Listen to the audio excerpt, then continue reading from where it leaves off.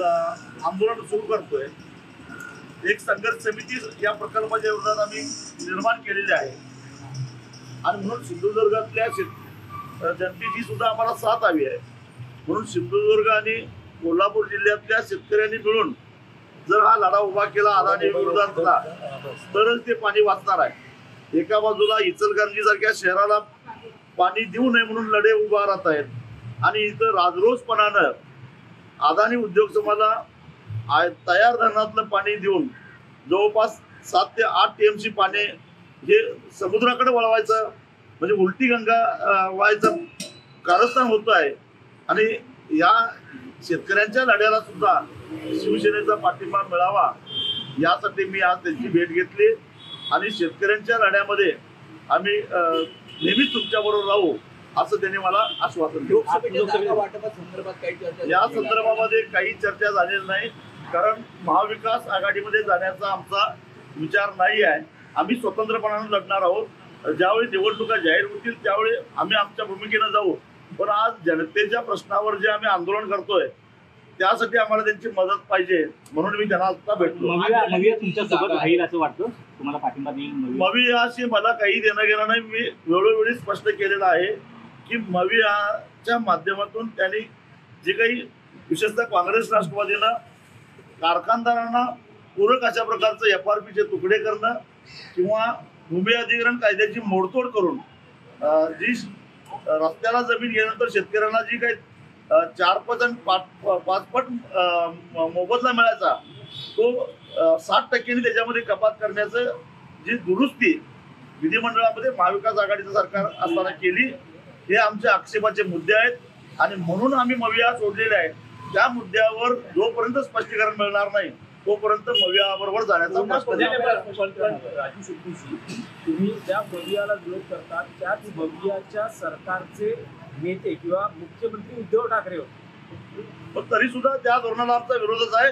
पण आता शिवसेना अदानी सारख्या उद्योगपतींच्या विरोधात ज्यावेळी लढते त्यावेळी आमची एकट्याची अशा मोठ्या शक्तीशी लढण्याची ताकद नाही आहे, त्यामुळे चळवळीमध्ये अशा प्रकारची मदत घेणं गैर नाहीये। पण तुमचा अदानीला विरोध आहे, उद्योग समूहाला अदानीला म्हणजे आमचा विरोध आहे, काँग्रेसचा विरोध आहे, हा समान मुद्दा असू शकतो का तुम्ही महाविकास आघाडी दिल्यासंदर्भात? होय, पण तरी सुद्धा जर का हे अदानीच्या साठी धोरण राबवत असेल तर चळवळ करण्यासाठी आमचा समान मुद्दा आहे। परंतु जेव्हा शेतकऱ्यांचे प्रश्न निर्माण होतात त्यावेळी मवियातील बहुतेक नेते हे कारखानदारांच्या बाजूने झुकतात, मोठ्या ठेकेदारांच्या बाजूने जाण्यासाठी म्हणून जर शेतकऱ्याला मिळणाऱ्या मोबदल्यामध्ये कपात करत असतील तर हे मुद्दे जोपर्यंत क्लिअर होत नाही तोपर्यंत आम्ही त्यांच्याबरोबर जाणार नाही। ही काळ्या दगडावरची प्रकारे जर शरद पवारांची किती भेट घेणार आहात का? कारण या मुद्द्यावर नुकतंच अदानी उद्योग समूहानं पवार साहेबांच्या कुठल्या तरी संस्थेला 25 कोटीची देणगी दिलेली आहे आणि त्यामुळे त्यांच्याकडे जाण्यात काय अर्थ नाही असं मला वाटतं। पुन्हा एकदा एक प्रश्न आहे की कुठल्याही परिस्थितीत महाविकास आघाडीमध्ये तुम्ही सहभागी होणार नाही, स्वतंत्रपणे निवडणुका लढणार, हे तुमचं धोरण आहे का? हो, आम्ही स्वतंत्रपणानं निवडणूक लढवणार आहोत आणि तो निर्णय आमचा झालेला आहे। त्याचा पुनर्विचार करण्याचा सध्या तरी काही प्रश्नच येत नाही। जागा लढवणार आम्ही ठरवलेलं आहे 6 जागा लढवण्याचं आणि ते 2 वर्षापासून आमची तयारी चालू आहे। जागा तुम्हाला देण्याची तयारी महाविकास आघाडीची आहे, त्या बाबतीत जर असा काही प्रस्ताव आला तर तुम्ही काही विचार कराल? मी पुन्हा सांगतो की जे 2 मुद्दे आम्ही उपस्थित केलेले आहेत, FRPचे तुकडे का झाले, अधिकार नसताना राज्यानं ती तुकडे तसा 2022ला का शासन निर्णय केला आणि आज महाराष्ट्रातून 2-3 मोठे रोड जात आहेत, सुरत चेन्नई मार्ग असेल, समृद्धीचा झाला, परंतु अजून सोलापूर रत्नागिरी मार्ग आहे, असे मोठे जे रस्ते जात आहेत त्या रस्त्याला मिळणारा जो मोबदला आहे तो मोबदला देत असताना जसा समृद्धी महामार्गाला बाजारभावाच्या 4 पट आणि वाटाघाटीतून 5 पट असा मोबदला दिला गेला, त्याच्यामध्ये दुरुस्ती का केली आणि याचा खुलासा केल्याशिवाय आम्ही अशा लोकांच्या बरोबर जाणार नाही। शेवटचा प्रश्न, तुम्ही म्हणता 6 जागा लढवणार, जर इंडिया आघाडीने प्रस्ताव ठेवला तर या 6 जागांवर विचार आम्ही आमच्या डोक्यामध्ये फक्त आणि फक्त शेतकऱ्यांचे प्रश्न असतात. पहिला आमच्या मुद्दे क्लिअर करा, मग पुढची चर्चा. सर, हिंदी में बताइए शेतकरी कामों पर अडानी के खिलाफ दिखेगा, उद्धव ठाकरे से आप मदद मांगने आते क्या क्या है? एक तो जो अदानी उद्योग समूह ने जो विदेश से कच्चा खाद्य तेल आयात किया, उसका असर सोयाबीन के दाम पर बहुत बुरी तरह से पड़ा है. पिछले साल किसानों ने 9,000 रुपये क्विंटल दाम से सोयाबीन बेचा था, लेकिन इस साल 4,000 तक सीमित रह गए. 2000 साल में इसका मतलब 24 साल पहले हम 4,000 रुपये से दाम पे सोयाबीन बेचते थे. आज वही 24 साल के बाद भी अगर वही दाम मिलेगा तो लागत 10 गुना बढ़ गई है. तो इसका नतीजा ये हुआ है कि मराठवाड़ा और विदर्भ में 2.5% आत्महत्या बढ़ गई है. इसकी जिम्मेदारी सरकार की है, केंद्र सरकार की नीति की है. और ये नीति इसलिए अपनाई गई क्योंकि अदानी उद्योग समूह ज्यादा तादाद में बाहरी देश से खाद्य तेल आयात करता है और उसके ऊपर जो इम्पोर्ट ड्यूटी है वो 5% घटाई गई है और 2025 तक वो घटाई गई है. और इसीलिए सोयाबीन को दाम नहीं मिल रहा है और इसलिए किसानों की आत्महत्या बढ़ रही है.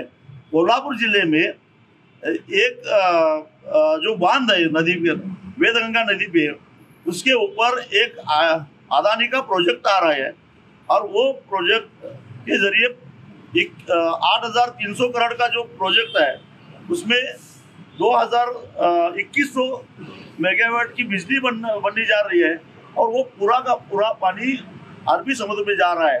इसका मतलब किसानों का बहुत नुकसान होगा. जो कर्नाटक का को पानी देने की हमारी जिम्मेदारी है, उसका मतलब बाकी जो कालमावाड़ी या राधानगरी या अन्य जो हमारे बांध है उसमें से पानी देना पड़ेगा. तो सिंचाई को पानी कम पड़ेगा. वहाँ एक तो पीने के लिए पानी नहीं मिल रहा है और अदानी जैसे उद्योगपतियों को खुश करने के लिए दिल्ली से ये नीतियाँ जो निर्धारित हो रही है उसके खिलाफ सबको मिलकर लड़ने की आवश्यकता है.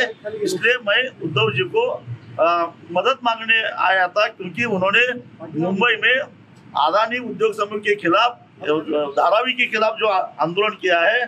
तो इसका मतलब अदानी का जो इन्फ्लुएंस शहर में हो रहा है वो गांव में भी हो रहा है. इसलिए गांव के और शहर के लोग मिलके लड़ना चाहिए, इसलिए मैं मिला था. अडानी के मुद्दे पे मदद मांग रहे हैं. राष्ट्रीय भूमिका आपकी अलग है, ना आप इंडिया अलायंस के साथ है ना महाविकास आघाड़ी के साथ. क्योंकि हमने देखा है, हम गठबंधन करके देखा है कि जब नीतियां निर्धारित होती है तो किसानों को बेदखल किया जाता है.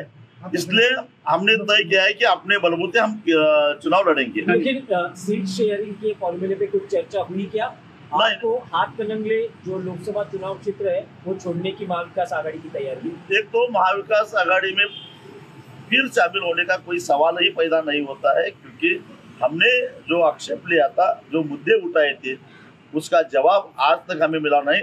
2 साल पहले हमने गठबंधन छोड़ा था और उसमें जो मुद्दे उठाए थे, 6 पन्ने का जो लेटर मैंने शरद पवार जी को लिखा था उसका जवाब मुझे अभी तक नहीं मिला.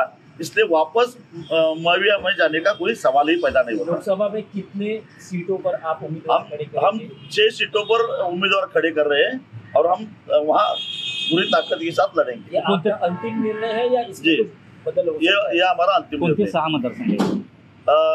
हाथकणंगले जहाँ मैं खुद लड़ता हूँ, कोल्हापुर, सांगली 2019 में हम लड़े थे, माड़ा 2014 में हम लड़े थे और परभणी और बुलढाणा. लोकशाही मराठी ऐका, पहा, जागरूक रहा.